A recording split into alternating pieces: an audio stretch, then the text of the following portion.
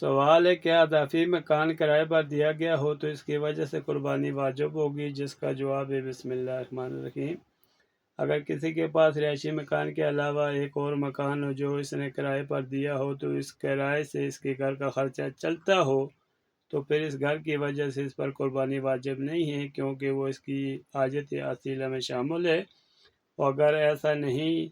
یعنی اس کے کرائے سے اس کے گھر کا خرچہ نہیں چلتا، تو پھر اس مکان کی وجہ سے قربانی واجب ہوگی۔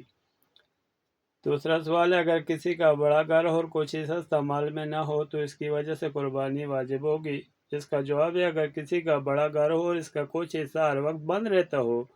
اور استعمال میں نہ آتا ہو، اس کی قیمت نصاب تک پہنچ جائے تو قربانی واجب ہے۔ تیسرا سوال ہے حاجت اصیلہ کے علاوہ جو چیزیں ان میں سے چند کی وضاحت فرما دیں۔ جواب ہے جو چیزیں اس کے استعمال میں نہ ہوں، مثلاً ایسے کپڑے جو نہ گرمی میں پہنتا ہو نہ سردی میں اور نہ کسی خاص موقع پر، اس طرح مال تفریح کے لیے